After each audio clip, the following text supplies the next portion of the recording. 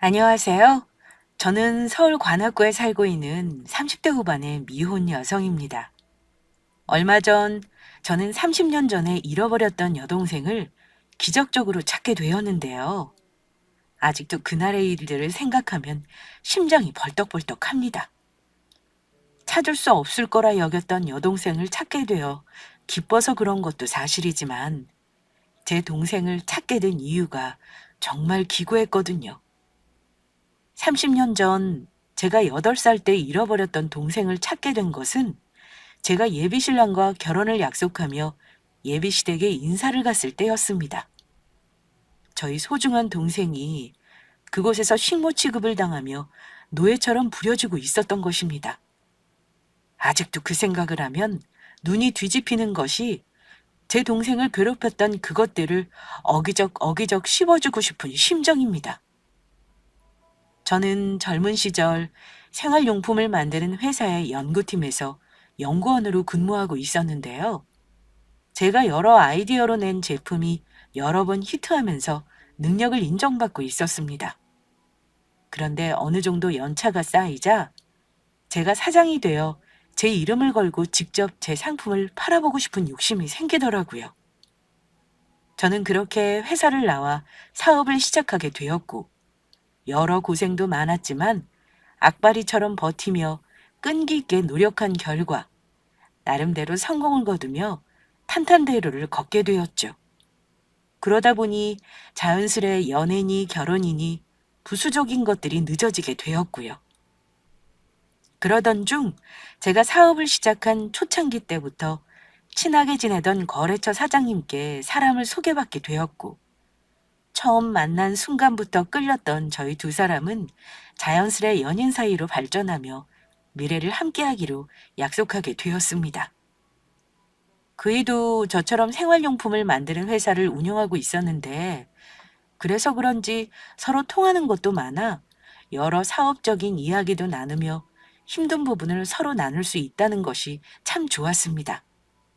그렇게 전 그이와 결혼을 약속한 후 자연스레 예비시댁에 인사를 드리러 가게 되었죠.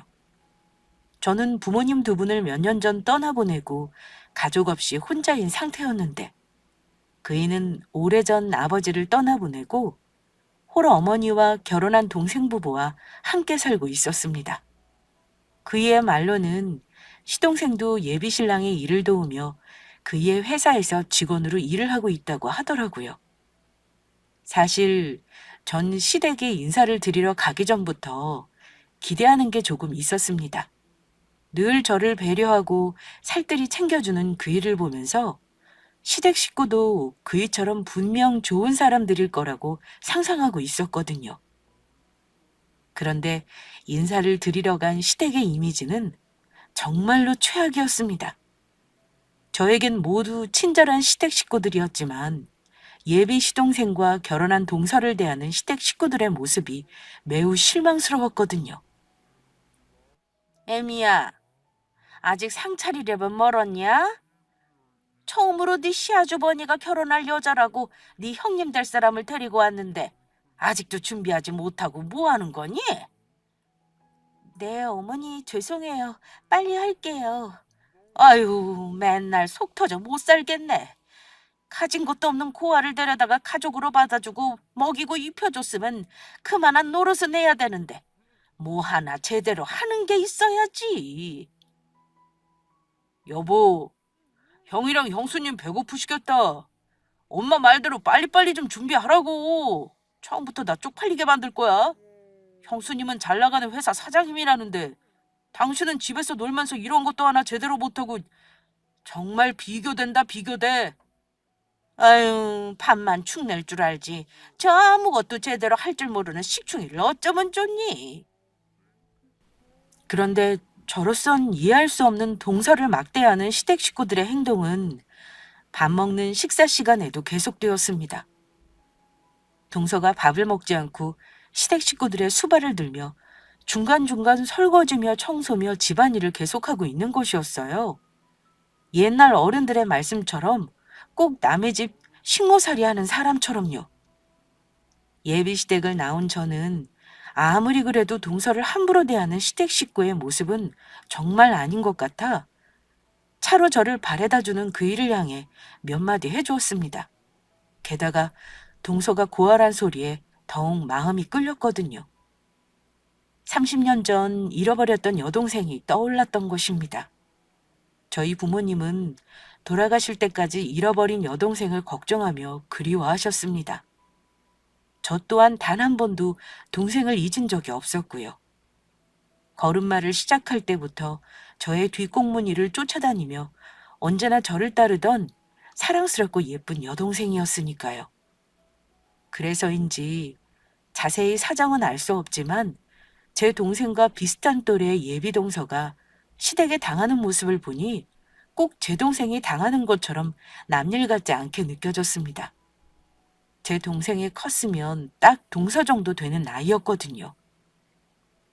아무리 시꾸라지만 동서한테 너무 심한 거 아니야?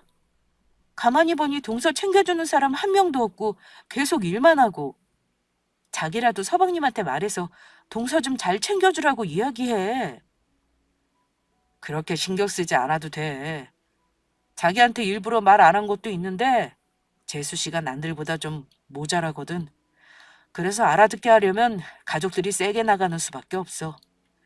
재수 씨가 얼마나 멍청한지 말썽 일으킨 적이 한두 번도 아니고 우리도 재수 씨가 그럴 때마다 뒷수습하느냐 얼마나 골치 아팠는데 그리고 오갈 곳 없는 고아를 가족으로 받아줬으면 솔직히 우리 집에 그 정도 봉사는 해야 하는 거 아니야?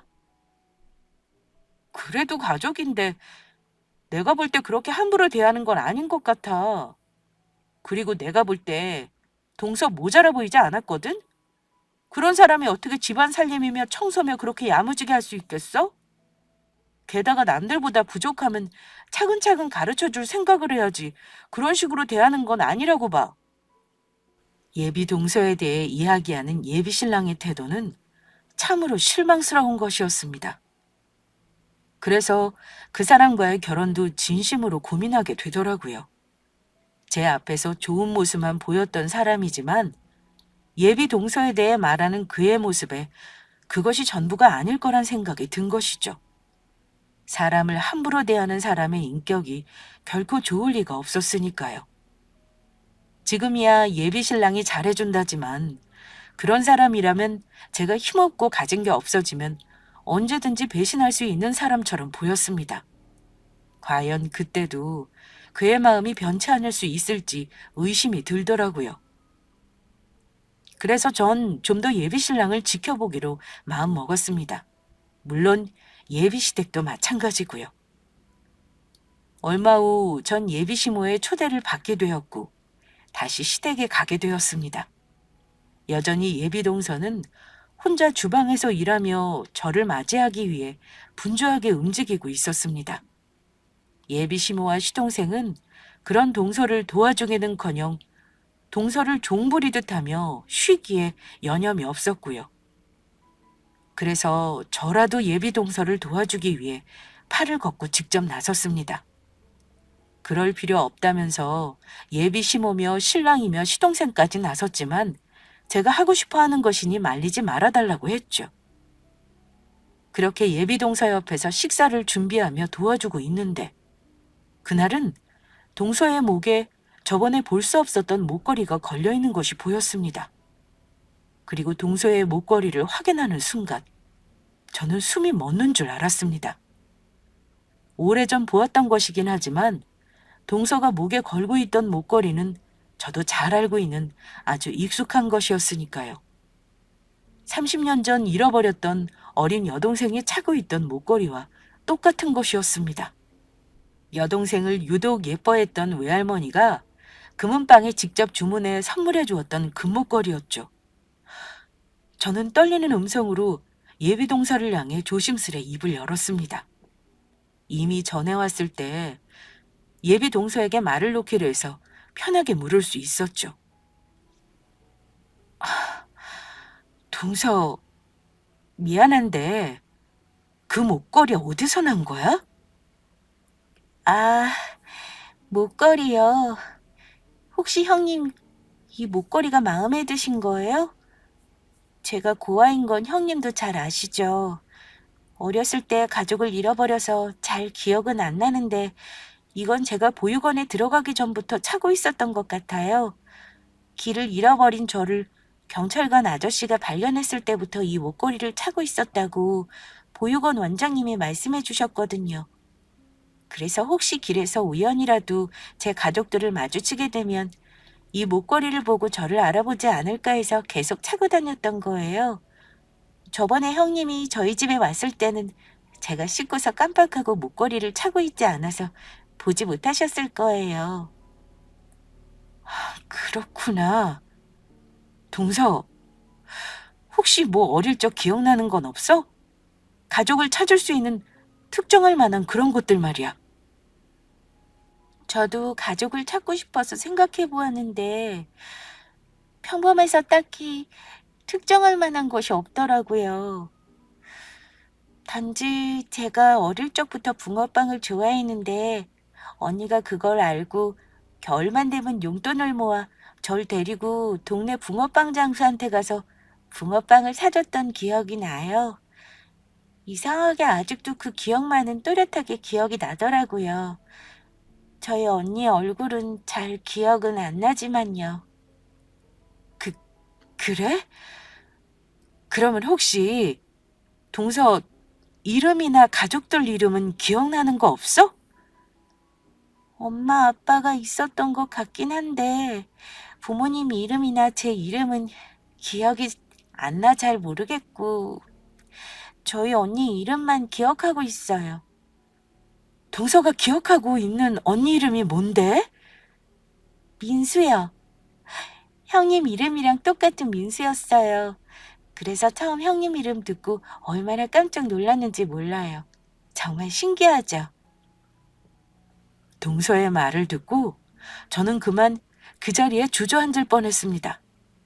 아무리 생각해도 그녀는 제 동생이 확실해 보였으니까요. 어릴 적부터 동생은 저를 잘 따랐었는데 그런 동생이 예뻐 겨울마다 부모님이 주신 용돈을 모아 동생에게 붕어빵을 사주었었거든요. 그런데 동생도 그걸 잊지 않고 기억하고 있었던 것입니다. 순간 잃어버린 동생을 찾겠다며 백방으로 뛰어다니며 갖은 애를 쓰셨던 돌아가신 부모님의 얼굴이 떠올랐습니다. 동생을 찾기 위해 별의별 수를 다 쓰며 나중엔 경찰청 실종자 가족 지원센터에 유전자 등록까지 했었는데 그런 동생을 예기치 못한 곳에서 너무도 쉽게 찾게 된 것입니다. 하지만 좀 더 모든 것이 확실해질 때까지 지켜보기로 했습니다. 섣부르게 행동했다. 만약 동서가 저희 동생이 아닐 경우 또다시 상처를 줄 수 있는 일이었으니까요. 일단 전 떨리는 마음을 진정시키기로 했죠. 그런 와중에 동서를 향한 예비시모의 괴롭힘은 계속되었고 예비시모가 저희 동생일지도 모르는 사람을 괴롭힌다고 생각하자 욱하는 마음이 들더라고요. 그리고 그날 저는 저의 억장이 무너지는 광경을 우연히 목격하게 되었습니다. 예비 동서를 도와 음식을 준비하던 중 간장이 떨어진 사실을 알고 바쁜 예비 동서를 대신해 제가 밖으로 나가 간장을 사오던 참이었습니다. 그런데 예비 시댁을 들어선 순간 믿지 못할 광경이 눈앞에 펼쳐진 것입니다. 야, 네가 뭔데 우리 안 사람한테 간장을 사오라 말아야? 그 사람이 어떤 사람인데? 잘 나가는 회사 사장님이라고. 능력 없어서 우리 집에 빌붙어 사는 너랑은 다른 사람이라고. 네가 정신이 있니 없니? 만약 저래서 기분 나쁘다고 새아가가 우리 용석이랑 결혼 안 하겠다고 하면 네가 책임질 거야? 아무리 부모 없이 자라서 못 배워도 그렇지. 왜 이렇게 늘 모자란 짓거리만 하는 건지. 너 정말 지능에 문제 있는 거 아니니? 병원 가서 검사 좀 해봐라. 당신 또 문제 일으킨 거야? 제발 정신 좀 차려. 언제까지 이렇게 집안에 분란만 일으킬 건데. 아, 이젠 정말 지친다 지쳐. 단지 제가 바쁜 동서를 대신해 간장을 사러 갔다는 이유로 아무 잘못도 없는 동서에게 트집을 잡아 예비시댁 식구들 모두가 그녀를 괴롭히고 있었던 것입니다. 게다가 제 앞에서는 그렇게 다정하게 굴던 예비신랑까지 동서를 인간 이하 취급하며 막대하고 있었습니다. 제가 볼 때 예비시댁 식구들 모두 아무 잘못도 없는 동서를 괴롭히며 그녀를 자신들의 화풀이 대상처럼 여기는 듯 보였습니다. 그런데도 동서는 제대로 맞서지도 못한 채 그대로 당하고 있더라고요. 죄송해요. 제가 사오려고 했는데 형님이 바람도 쐴 겸 사다 주신다고 해서 말리지를 못했어요. 닥치고! 다음부터 그 사람한테 그런 허드렛 일 시켰다간 아주 국물도 없을 줄 알아. 이 집안이 누구 때문에 먹고 사는데? 다 내가 사업해서 돈 벌어와서 그런 거 아니냐고. 그러면 그런 나랑 결혼할 사람한테 알아서 기여할 거 아니야? 결혼하면 그 사람도 이 집안 먹여 살리게 될 텐데 이게 도대체 무슨 짓이냐고? 처음부터 저런 거랑은 우리 둘째랑 결혼시키는 것이 아니었다. 제대로 할 줄 아는 것도 없는 데다 애도 못 낳는 것이 어떻게 결혼한 지 7년이 넘었는데도 아이가 안 생기니? 너 정말 문제 있는 거 아니니? 머리도 모자라 무슨 문제가 있는지도 아이도 못 낳아. 아유 골치 아파. 둘째야, 지금이라도 너희 이혼 생각해봐야 하는 거 아니니? 새아가랑 비교해도 얼마나 차이가 나는지. 너는 왜 네 형처럼 제대로 된 며느리를 데려오지 못한 거냐? 네 형처럼 확실히 돈이 되는 걸 데리고 왔어야지. 당신 우리 엄마 말 잘 들었지? 앞으로는 제대로 하는 게 좋을 거야. 안 그러면 당장 이혼해버릴 테니까. 아주 이 집안에서 내쫓아버릴 줄 알아. 네가 친정이 있어 형제자매가 있어. 너 여기서 나가라면 구하라 갈 곳도 없잖아. 알겠어. 미안해. 그리고 애미 너 몸 어느 정도 나은 거면 마트 알바 다시 나가야 하는 거 아니니? 게을러서 아무것도 안 하는 주제에 밥만 축내지 말고. 저 잘 먹고 잘 쉬어서 살찐 것 좀 봐. 가족들을 위해 한 푼이라도 더 벌어야 하지 않겠니? 월급 다음은 전부 내 계좌로 보내는 거 잊지 말고. 마트 알바요? 저번에 일하다 무릎 다친 거 아직도 다 낫지도 않았는데요. 병원에서 다 나을 때까지 무리하면 안 된다고 했어요. 그거야 네 사정이고. 그렇게 누가 다치라고 그랬어? 지가 잘못해서 다친 걸 어쩌라는 건지. 당장 이번 주부터 시작하는 게 좋을 거다. 점심 때 집에 와서 이 시어미 밥 차려주는 거 잊지 말고. 네, 알겠습니다, 어머니. 끓어오르는 분노에 당장 집안을 뒤집어 엎고 싶은 걸 전 간신히 참았습니다. 동서가 제 동생일지 모른다는 생각에 그런 것도 있지만 동서가 고아라 의지할 곳 없는 오갈 곳 없는 사람이라는 걸 이용해 노예처럼 부려먹는 그들이 용서가 안 되었습니다. 사람이라면 결코 해서는 안 되는 행동이었으니까요. 게다가 말하는 분위기를 보아 결혼 후 저 또한 이용해 먹으려는 저들의 속내가 뻔히 보이더라고요. 그래서 전 며칠 후 예비시댁에 놀러 가고 싶다는 핑계로 다시 한번 예비시댁에 방문했습니다. 마지막으로 동서가 제 동생인지 확실하게 확인하기 위해서요. 그리고 만약 동서가 제 동생이 맞는다면 그녀를 예비시댁에서 구해낼 생각이었죠. 설령 동서가 제 친동생이 아니더라도 그녀를 그 거지 같은 집구석에서 빼내올 생각이었습니다. 그래서 저희 회사에 일자리를 주고 당분간 살 집도 마련해 주어 스스로 자립할 때까지 도와줄 계획이었죠. 그런데 예비시댁을 방문한 날, 저는 그전과는 비교도 할 수 없을 만큼의 기가 막힌 일을 목격하게 됩니다. 예비시댁 식구들이 모여 밥을 먹고 있는데 그날도 동서는 가족들과 밥을 먹지 못하고 혼자 수발을 들며 집안 청소를 하기에 바빴습니다. 그런데 예비시모가 국을 다 먹고 동서에게 국을 더 떠오라고 시키더라고요. 동서는 예비시모의 말대로 국을 떠다 줬는데 예비시모가 국을 동서 얼굴에 끼얹는 것이었어요. 너는 이걸 국이라고 떠왔니? 이런 걸 누구 보고 먹으라고? 미지근해서 다 식었잖니? 당장 데워서 다시 떠와라. 너무 놀란 저는 순간 할 말을 잃고 말았습니다. 제가 이젠 아예 자기들 식구가 되었다고 생각한 건지 제 앞에서 아예 대놓고 동서를 막대하기 시작한 겁니다. 예비 시동생과 그이는 그런 시모를 말리기는커녕 아무렇지 않게 지켜보았고요.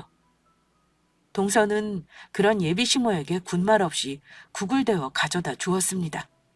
그리곤 저희가 다 밥을 먹은 후가 돼서야 남은 반찬으로 끼니를 때우는데 저는 눈물이 나오려는 것을 간신히 참았습니다.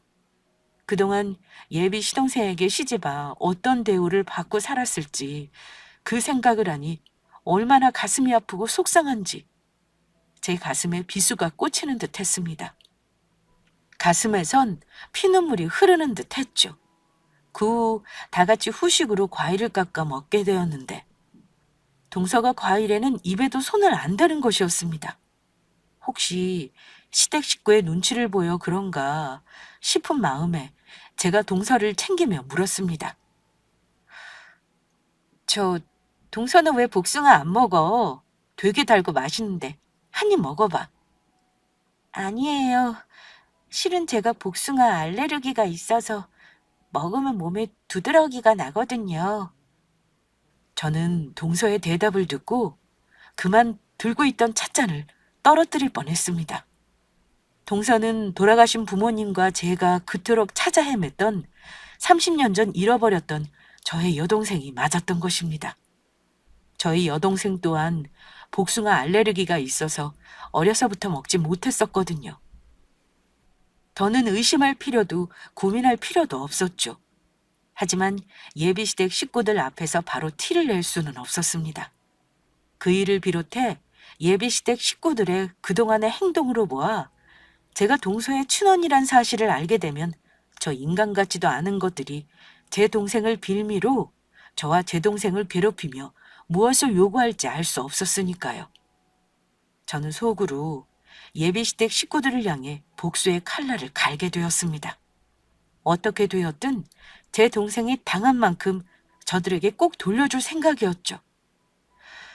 저는 그 자리에서 시댁 식구들을 향해 당장 말해주고 싶었습니다. 내가 볼 때 멍청한 건 내 동생이 아니고 바로 니들이라고 말이죠.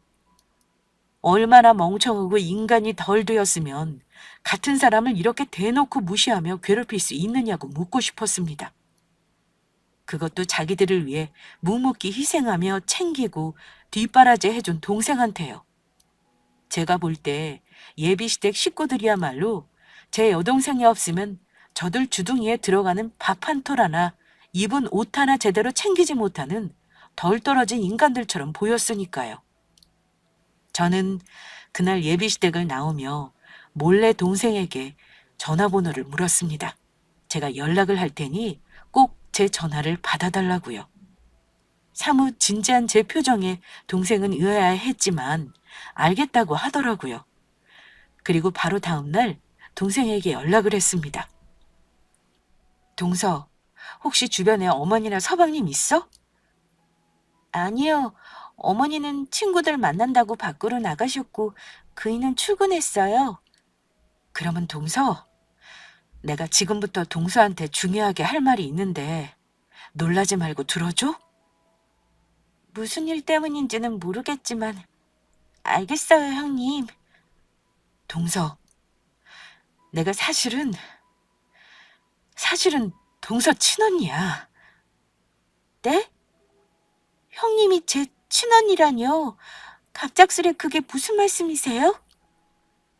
용석 씨한테도 아직 말하지 않은 건데 나한테 사실 여동생이 한 명 있었거든. 그런데 내가 초등학교 다닐 때 여동생이 학교 끝난 날 마중 나가러 간다면서 집 밖으로 나갔다가 사라졌었어. 우리 집이 단독주택에 살고 있었는데 어디 안 가고 대문 앞에서 기다린다고 했던 동생이 그날 사라지고 만 거야. 내 동생도 동서가 하고 있는 똑같은 목걸이를 하고 있었어. 그리고 겨울마다 동서 언니가 붕어빵을 사주었다고 했지? 내가 그랬거든? 내가 동생이 붕어빵 좋아하는 거 알아서 겨울마다 부모님 용돈 주신 거 모아서 종종 사주곤 했었어. 그리고 내 동생도 복숭아 알레르기가 있었고 민정아, 모르겠어? 내가 바로 네 언니야. 겨울이면 네 손 꼭 잡고 붕어빵 사러 갔던 바로 네 언니라고, 민수 언니. 민수 언니? 정말로 민수 언니야? 언니가 내 언니 맞아? 내 이름이 민정이고? 그래, 민정아. 내가 바로 네 언니야, 민정아. 언니. 한동안 저희 두 사람은 아무 말도 못한 채 핸드폰을 붙잡고 울기만 했습니다. 그리고 그간의 이야기들을 해주었습니다. 혹시 동생이 오해하고 있을까봐 동생을 버린 게 아닌 잃어버린 거라 몇 번이나 설명해 주었습니다. 그런 동생을 찾기 위해 가족들이 얼마나 열심히 노력했는지도요. 동생에게 어쩔 수 없이 돌아가신 부모님 이야기도 해줘야 했는데 동생은 많이 아쉬워했지만 생각보다 덤덤하게 잘 받아들이는 것 같았습니다. 지금이라도 자기가 누구인지 또 부모님이 누구인지 알게 되고 언니인 저를 찾아 감사하게 생각하는 듯 했습니다. 그리고 저희는 서로 떨어져 사는 동안 어떻게 살아왔던 것인지 그간 풀지 못했던 이야기도 나누었습니다. 그 후 동생이 알바로 나가게 된 마트를 쉬는 날, 밖에서 따로 만날 약속을 잡았습니다. 제가 동생의 친언니란 것과 이 모든 사실을 예비시댁 식구들에게 비밀로 하라고 신신당부하면서요.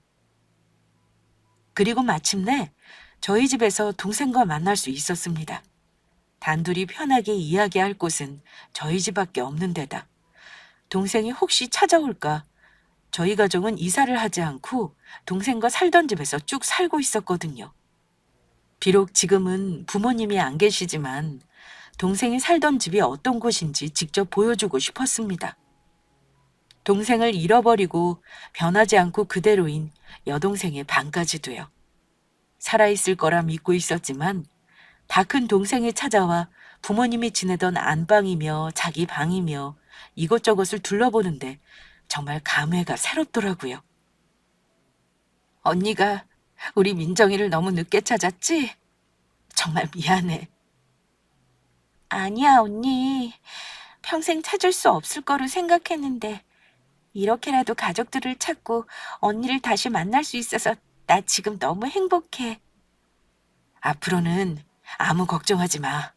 이 언니가 알아서 다 해줄 테니까. 언니가 민정이를 지켜줄 거야. 이제 언니만 믿어.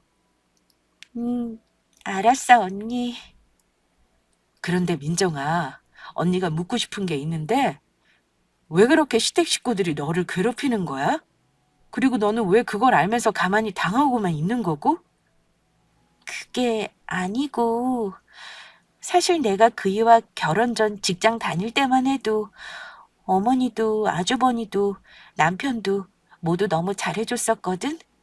처음 시댁에 인사드리러 갔는데 나보고 친딸 같다면서 어머니도 나를 아주 예뻐하셨어. 그래서 아무 의심 없이 그이랑 결혼한 거고 사실 내가 고아라는 것 때문에 흠잡히기 싫어서 그동안 일하면서 모아두었던 돈 전부 예단이며 혼수며 열심히 해갔었거든. 그랬더니 남편이며 시댁 식구며 모두 좋아하더라고. 그런데 내가 갑자기 몸이 안 좋아져서 일을 관두고 쉬게 되자 가족들 모두 점점 돌변하더라. 그래서 그게 지금까지 온 거고. 그러면 차라리 이혼하지 그랬어. 저런 것들을 어떻게 가족이라고 믿고 계속 산 거야? 정말로 오갈 곳이 없어서 참고 살았던 거야? 내가 모았던 돈들 전부 시댁에 준 거나 마찬가지이니 당장 이혼하면 오갈 곳이 없는 것도 사실이지만 그보단 가족이란 생각에 참아 버릴 수가 없더라고. 나 사실 결혼해서 화목한 가정을 꾸리고 사는 게 꿈이었거든. 그동안 이 세상에 혼자라고 생각하고 살았는데 결혼하고 처음으로 가족이라는 게 생기자 그게 너무 행복했었어.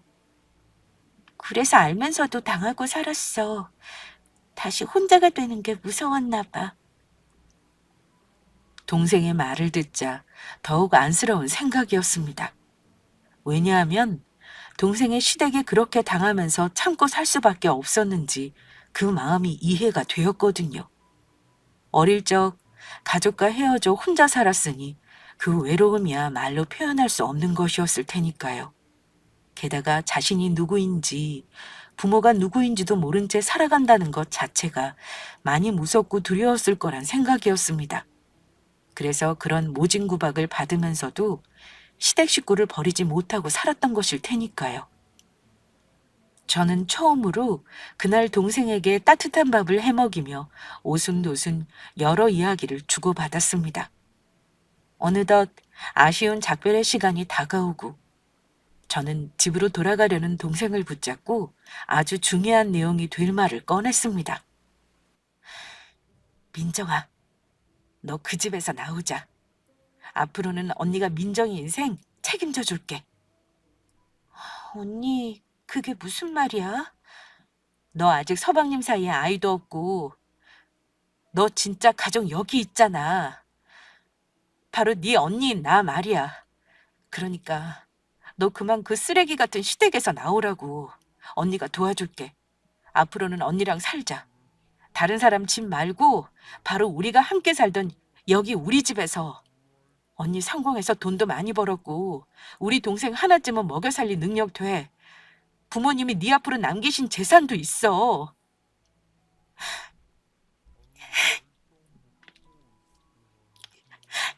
언니, 나 정말 그래도 돼? 나 앞으로 언니랑 살아도 되는 거야?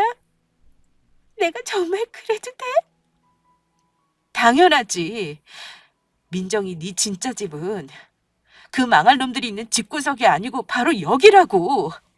그러니까 그런 인간 쓰레기들은 이제 버려. 앞으로는 언니가 하자는 대로 해. 언니가 전부 알아서 할 테니까. 알았어, 언니. 정말 고마워.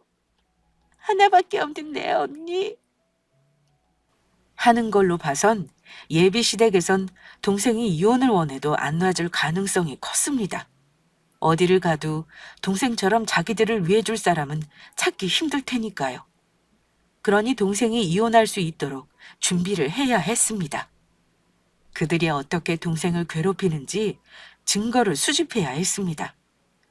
그래서 동생에게 조금 힘들겠지만 증거를 모으는 잠시 동안 시댁에서 지내라고 이야기할 수밖에 없었습니다. 시댁 식구들이 동생을 어떻게 괴롭히는지 핸드폰으로 음성을 녹음하게 시켰고 그동안 동생이 마트에서 일하며 벌었을 월급을 착취한 시모의 은행 계좌가 찍혔을 동생의 통장도 잘 챙겨놓으라고 이야기해 주었습니다.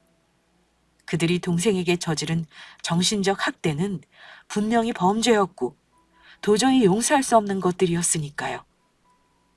동생이 증거를 수집하는 동안 저는 그 동생 시댁 놈들에게 어떻게 복수를 해줄까 깊은 고민에 빠졌습니다. 그런데 제가 고민할 필요도 없이 아직도 저와 결혼할 거라 철석같이 믿고 있던 예비 신랑 놈이 제 무덤을 파더라고요.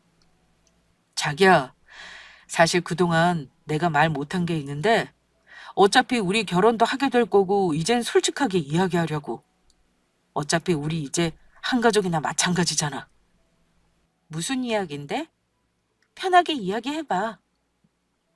실은 지금 우리 회사 자금 사정이 좀 어려워. 이번 달까지는 어떻게든 직원들 월급을 주긴 했는데 다음 달부터는 어떻게 해야 할지 너무 막막해서 이러다간 힘들게 키워놓은 회사가 망하는 건 아닌지 모르겠어. 그래서 말인데 자기가 우리 회사에 투자 좀 해주면 안 될까? 어차피 앞으로는 내 회사가 자기 회사 되는 거고 자기 회사가 내 회사 되는 거나 마찬가지잖아. 나 망하면 자기도 같이 망하는 거라고. 알겠어. 확답은 할 수 없지만 일단은 나도 한번 잘 생각해 볼게. 정말이야? 정말로 우리 회사 투자하는 거 생각해 보는 거지? 고마워, 자기야. 정말 고마워. 저는 속으로 생각했습니다. 너처럼 쓰레기놈 회사에 내가 투자하는 일은 절대 없을 거라고요. 단지 제가 그렇게 답을 하면 예비 신랑 놈이 어떻게 나오는지 보려고 했던 것입니다. 그리고 예비신랑의 회사가 어렵다는 말에 예비신랑의 회사의 뒷조사를 시작했습니다. 왜냐하면 얼마 전까지만 해도 여러 히트 상품을 내며 잘 나갔던 회사였던 거로 알고 있으니까요. 그리고 알게 된 놀라운 사실은 예비신랑 놈의 회사가 이젠 아무것도 가진 것 없는 빈 깡통 회사가 되었다는 것이었습니다. 몇 가지 히트 상품을 내며 회사 매출이 오르자 예비신랑 놈이 그 후 몇 가지 신제품을 내놓았는데 내놓은 것들마다 줄줄이 말아먹었던 모양입니다. 그래서 결국 직원들 월급까지 걱정하는 신세가 되었고요. 당장 내일 망한다고 해도 이상할 것이 없는 회사에 투자를 하라니 예비신랑 놈의 말은 저에게 같이 죽자는 소리밖에 되지 않았습니다. 그런데 예비신랑 놈은 저의 말에 제가 자기를 도와줄 거라 확신을 했는지 또다시 일을 벌이더라고요. 본인이 대히트칠 신제품을 개발했다면서 아무런 대책도 없이 물건들을 마구 뽑기 시작했던 것입니다. 그것도 남에게 돈까지 빌려서요. 제가 투자를 하면 그 돈으로 자기가 빌렸던 돈들을 막으면 된다고 생각했던 것 같습니다. 어차피 제가 망하는 것도 아니고 지가 지 스스로 망하겠다는데 더는 말릴 이유가 없었습니다.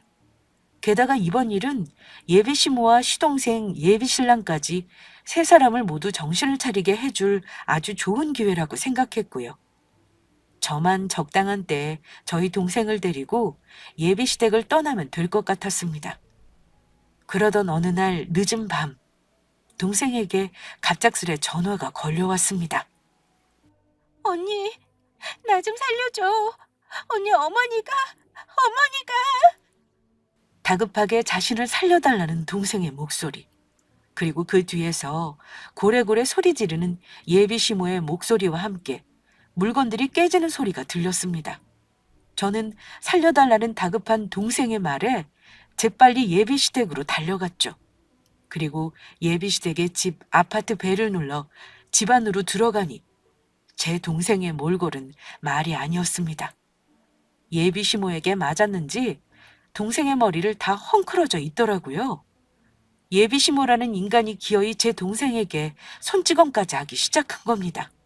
그 광경을 예비신랑 놈과 시동생 놈은 그저 지켜보고만 있었고요. 아이고, 세아가 밤늦게 여긴 무슨 일이니? 네 동서가 요즘 내 말을 좀 안 듣는 것 같아서 잠시 혼내주고 있었다. 너는 신경 쓸 필요 없어. 그래, 자기야, 엄마 말이 맞아. 밤늦게 여긴 무슨 일로 온 거야? 여긴 신경 쓰지 말고 우린 잠시 밖에 나가자. 참을 수 없는 저는 그동안 참아왔던 말을 드디어 꺼냈습니다. 다 됐고, 너희들 지금 내 동생한테 이게 무슨 짓이야? 동생이라니. 아가, 그게 무슨 말이냐? 당신이 지금 내 동생 때리고 있잖아. 당신 며느리 내가 30년 전에 잃어버렸던 내 친동생이라고. 이제 너희 같은 것들이랑은 전부 끝이야. 전부 끝장. 동생이라니? 자기 동생 같은 거 없었잖아. 자기 외동딸 아니었어? 니놈한테 이야기 안 한 것뿐이지 있었어 내 동생. 그리고 당신 집에서 애타게 찾던 동생을 얼마 전 찾게 되었고 그런 소중한 내 동생을 네가 어떻게 대했는지 내가 두 눈으로 똑똑히 확인했지. 내 동생은 너희를 진짜 가족이라 생각하고 잘 살려고 노력했는데 인간이란 것들이 어떻게 이럴 수가 있어? 어떻게 이렇게 한 사람을 괴롭히며 못 살게 살 수 있냐고? 그러면 정말로 애미가 진짜 세아가 네 친동생이라는 소리니? 어머나, 그것도 모르고 내가 그동안 큰 실수를 했구나. 아이, 정말 미안하다. 세아가 그만 마음 풀거라. 애미가 세아가 네 친동생인 줄 알았으면 절대 이렇게 대하지 않았을 거다. 자기야, 정말 미안해. 재수 씨가 자기 동생인 줄 모르고 그랬어. 앞으로는 안 그럴게. 한 번만 기회를 줘. 네, 형수님. 저희가 몰라서 그랬어요. 앞으로는 저희 집사람한테 정말 잘하겠습니다. 이렇게 맹세할게요. 맹세 같은 소리하고 자빠졌네. 오늘부로 제 동생 이 집 사람 아니니까 그렇게 하세요. 제 동생 이 쓰레기 같은 집구석에서 그만 데리고 나가겠습니다. 그러면 모두 안녕히 계세요. 전 동생 손을 꼭 잡고 그 집구석을 나와버렸습니다. 어차피 동생의 물건들이야 새로 사면 되는 것이고 제 동생의 안전 확보가 우선이었으니까요. 미안하다고 사과하며 제 신랑과 시댁 식구들에게 연락이 계속 왔었지만 전 무시해버렸습니다. 그리고 며칠 후 저희 회사에 예비 신랑을 비롯하여 시댁 식구들 전부 모이게 했죠. 마지막으로 결판을 내야 했으니까요. 무슨 일이 생길지 모르니 다른 곳에서 만나는 것보다 저희 회사 직원들이 있는 회사에서 만나는 것이 가장 안전하다는 생각이었습니다. 그래서 사장실에 무슨 일이 생긴 것 같으면 바로 직원들을 불러달라고 저희 비서에게도 부탁을 해놓은 상태였고요. 예비 신랑을 비롯해 시댁 식구들은 저와 동생을 보자마자 잘못했다며 빌기 시작하더라고요. 애미야, 그동안 내가 전부 잘못했다. 내가 너무 지나쳤었어. 애미 너랑 가깝다고 생각하다 보니 허물없이 지내려다 내가 그만 실수를 했지 뭐니. 그러니까 그만 화 풀고 다시 집에 들어오면 안 될까? 여보, 나도 잘못했어. 그만 집으로 돌아와. 당신 없으니까 밥 해주는 사람도 없고 집안도 엉망이고 아주 쓰레기장이 따로 없어. 난 당신이 빨리 우리 집으로 다시 돌아왔으면 좋겠어. 자기야, 정말 미안해. 재수 씨가 잃어버린 자기 동생인 줄 알았으면 진작 신경 써줬을 텐데 그것도 모르고 내가 그동안 실수한 것 같아. 다시는 안 그럴 테니까 그만 화 풀면 안 될까? 나 한 번만 용서해주라. 그래, 세아가. 좋은 게 좋은 거라고. 우리 다 같이 다시 한번 잘해보면 어떻겠니? 세아가, 네가 정말로 우리 집에 시집 오면 자매끼리 서로 의지도 될 테고 얼마나 좋아. 앞으로는 내가 애미한테도 정말 잘하마. 왜? 이제는 제 동생에 이어 저까지 부려먹고 살려고요? 민정이가 제 동생이라고 하니 이제야 아쉬워졌나 봐요? 그동안은 왜 저희 동생한테 잘해주지 못했는데요? 당신들이 무식해서 뭘 모르는 것 같아 설명해 주는데 사람 때리는 것만이 폭력이 아니야. 정신적으로 못 살게 굴고 괴롭히는 것도 폭력이라고. 게다가 시어머니라는 사람은 내 동생한테 손찌검까지 했지. 그러니까 이렇게 너희 두 사람 앞에 와서 잘못했다고 내가 용서를 빌지 않니? 자기야, 우리 가족들 모두 정말 미안해. 내가 대표해서 이렇게 사과할게. 우리 다시 잘 시작해보자. 응? 제발, 자기야. 안 그래도 나도 다시 시작하려고 했어. 처음부터 제대로 다시. 그게 정말이야? 우리 정말 다시 시작하는 거야? 우리 가족들한테 다시 한번 기회 주는 거냐고. 자기야, 정말 고마워. 앞으로는 내가 정말 잘할게. 세아가, 정말 고맙다. 형수님, 고맙습니다. 아니. 내 말을 잘 못 알아들었나 본데 거지 같은 당신들 빼고 앞으로 내 동생이랑 나랑 다시 잘 시작해보겠다는 이야기야. 그래서 하는 말인데 우리 결혼도 없었던 걸로 하자. 네 놈이 내 동생한테 행동하는 거 보니까 너 같은 놈이랑 결혼했다가는 아주 내 인생까지 망치게 생겼어. 그러니까 내가 당신 회사에 투자해줄 일은 영원히 없을 거란 소리지. 그리고 내 하나뿐인 동생은 당신 동생 놈이랑 이혼시킬 테니까 그렇게 알고. 안 돼, 자기야. 그럴 수는 없어. 이제 와서 자기가 나 버리면 나는 끝장이라고. 자기만 믿고 일 벌려놨는데 자기가 나 안 도와주면 우리 회사 망한다고. 그러면 가족들은 뭘 먹고 살라고? 여기저기 빌린 그 많은 돈을 나보고 어떻게 갚으라고? 그거야 네 놈 사정이고. 네 놈은 내 동생 괴롭힐 때 내 동생 사정 봐주면서 괴롭혔니? 당신들 내 동생 보고 모자라다고 했지?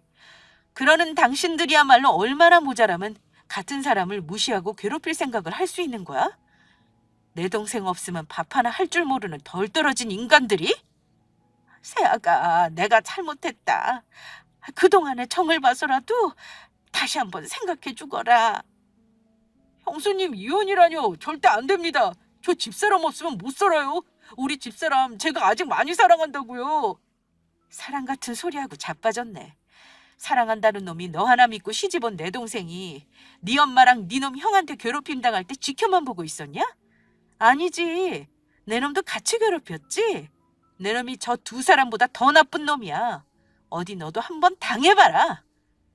저는 동생 속 시원해지라고 동생이 보는 앞에서 예비 시동생이었던 놈을 원 없이 두들겨 패주었습니다. 그리곤 직원들을 불러 세 사람 모두 쫓아냈죠. 악에 받쳐 침까지 흘리며 울며 불며 매달리려 하는 시모를 향해 저는 아주 충격적인 소식이 될 몇 마디 이야기를 해주었습니다. 아, 그리고 아줌마, 우리 동생한테 불임이라고 어디 문제 있는 거 아니냐고 물었었지? 안 그래도 당신한테 맞은 내 동생 병원에 진단서 떼러 가면서 산부인과도 데리고 가봤거든? 그런데 우리 동생 아주 건강하다고 하더라고. 그러니까 문제는 아무래도 당신 아들한테 있는 것 같아. 더 늦기 전에 당신 아들 병원에 데리고 가보라고. 당신 아들이 불임인 것 같으니까.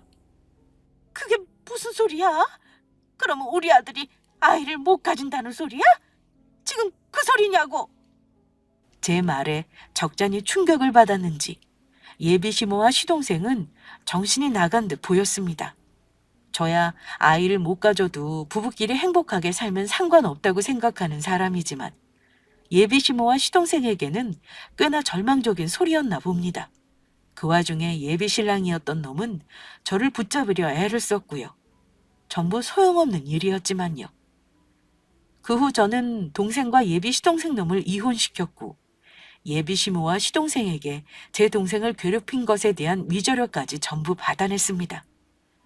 중간에 제가 자기 아들을 때렸다며 예비 시모가 저를 고소할 거라고 하기에 얼마든지 해보라고 했죠. 저도 당신이 내 동생 때린 거 고소할 거라고 맞받아치면서요. 동생은 제가 자기 남편을 때려준 것을 보니 그동안 억울했던 마음이 풀리면서 아주 속 시원했다고 하더라고요. 그리고 결국 예비 신랑의 회사는 망하게 되었습니다. 저를 이용해 무턱대고 일을 벌리려 하다가 스스로 망하게 된 것이죠. 들리는 소문에 의하면 예비 신랑 가족들 모두 거리에 나앉게 되었다고 하더라고요. 빚진 곳이 한두 곳이 아니었는지 빚쟁이들에게 시달리며 고생이 이만저만이 아니라고 합니다. 그리고 얼마 지나지 않아 예비 시동생이 저희 동생을 포기 못하고 다시 찾아온 적이 있었는데 저희 동생은 그런 예비 시동생을 향해 뺨을 한 대 날려주었다고 합니다. 저와 살며 진짜 가정이 어떤 건지 알게 되었고 그래서 더욱 시댁 식구며 전 남편을 용서할 수 없게 되었다고 하네요. 모든 일을 해결하고 전 동생을 데리고 부모님 산소에 찾아갔습니다. 동생은 한동안 부모님 산소 앞에 앉아 서럽게 울더라고요. 저는 그런 동생을 다독이며 위로해 주었습니다. 그리고 얼마 전 동생 고집에 우리 두 사람은 유전자 검사를 하게 되었습니다. 저는 할 필요가 없다고 했지만 혹시 모르니 확실히 해둬야 한다고 동생이 말하더라고요. 그런데 역시 제 친동생이 맞더라고요. 그리고 현재 동생은 늦가기 공부를 시작했습니다. 고아로 홀로 살아왔으니 형편 때문에 대학에 가고 싶어도 갈 수가 없었나 봅니다. 그래서 제가 얼마든지 지원해 줄 테니 다시 공부를 시작해보라고 했죠. 동생은 사회복지사가 되어 자기처럼 부모 없이 자란 아이들에게 조금이라도 힘이 되어주고 싶다고 하더라고요. 돌아가신 부모님을 대신해 동생의 꿈을 열심히 응원해 주려 합니다. 그리고 저의 소식이 궁금해하실 분들이 계실지 몰라 말씀드리자면 저도 아주 잘 지내는 중입니다. 부모님에게도 들어본 적 없는 잔소리를 동생에게 들으면서요. 사업을 하려면 건강을 잘 챙겨야 한다며 동생의 잔소리가 이만저만이 아니거든요. 그래도 부모님이 돌아가시고 지금만큼 행복했던 때는 없었던 것 같습니다. 동생을 찾아 이제는 하늘에서 마음 놓고 편히 쉬고 계실 부모님 생각에 마음이 놓이기도 하고요. 앞으로도 저희 두 자매 서로에게 의지하며 열심히 살아보려 합니다. 썰TV 구독자 여러분의 많은 응원 부탁드립니다. 감사합니다.